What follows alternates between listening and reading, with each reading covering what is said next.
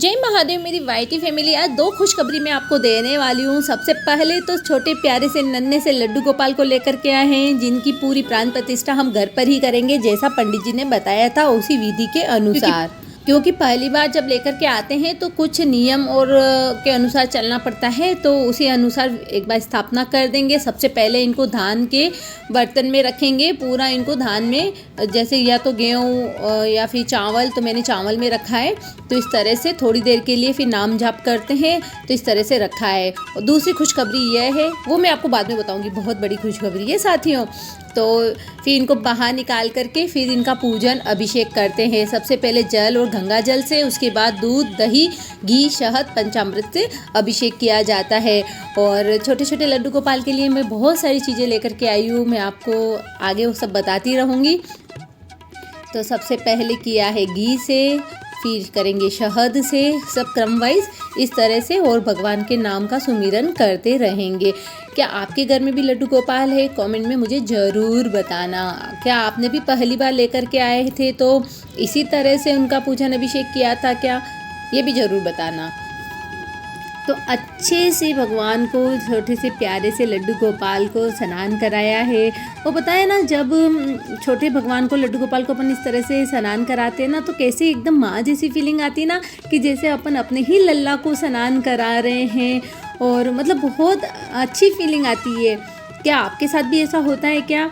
तो बहुत अच्छा लग रहा था मुझे, ऐसा लग रहा था मेरे ही बच्चों को मैं स्नान करा रही हूँ। तो लड्डू गोपाल तो अपने ही बच्चे हुए, मैंने इनको बिल्कुल अपने बालक के रूप में ही लेकर के आई हूँ कि मेरे घर में मेरे बालक हैं। तो विधि अनुसार स्नान कराया है। अब हम बाबा को वस्त्र पहनाएंगे, लड्डू गोपाल को, प्यारे से लल्ला को तो वस्त्र पहना रहे हैं। इनके लिए छोटा सा बागा लेकर के आई हूँ मैं। एक बहुत प्यारा सा इनके लिए मुकुट लाई हूँ, बांसुरी है, और इनके लिए आसन है। तो ये सारी चीज़ें बहुत अच्छा लगता है खरीदना लड्डू गोपाल के लिए। तो ये सब चीज़ें लेकर के आए हैं। और ये गिर गया सेट नहीं हो पा रहा था फर्स्ट टाइम, पता नहीं ना कौन सा साइज़ लाना है क्या है। तो अब इनका साइज़ मुझे पता चल गया है कि इस साइज़ की सारी चीज़ें आएगी। अब बाबा के लिए उसी नाप के कपड़े लेकर के आएंगे। तो बस बाबा को टीका लगाया है लड्डू गोपाल को, और अच्छे से उनका श्रृंगार किया है। छोटा सा इनके लिए प्यारा सा एक हार भी लेकर के आई हूँ मैं। और भी इनके लिए जो चीज़ें लाऊंगी ना, मैं आपके साथ ज़रूर शेयर करूँगी। तो और विधि के अनुसार जो मुहूर्त था उसी मुहूर्त में स्थापना की है। हर हर महादेव या जय लड्डू गोपाल, राधे राधे ज़रूर लिखना कमेंट में आप लोग। फिर इनकी आरती करी है, और साथ ही में मेरे घर में भी है। हम कल्लाजी राठौड़ को मानते हैं, तो कल्लाजी राठौड़ का विग्रह भी है। आपने चित्तौड़ का इतिहास सुना ही होगा, तो जो जिन लोगों को पता है चित्तौड़ का इतिहास, वो जान जाएंगे कि कल्लाजी राठौड़ कितनी दिव्य थे, और किस तरह से वह अभी भी अपने पृथ्वी पर हैं। और बाबा लल्ला को है ना, नज़र ना लग जाए, तो इसलिए काला टीका भी लगाया है। कितना सुंदर लग रहा है, काला टीका लगाया है। मोर पंख है उनके लिए।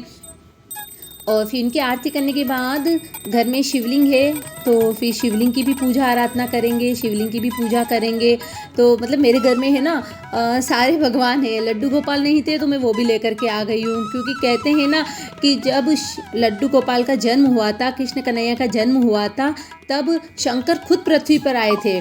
तो इसीलिए जब उनको देखने के लिए पृथ्वी पर आए थे, तो उनके साथ लड्डू गोपाल तो ज़रूर और ज़रूर घर में होने ही चाहिए।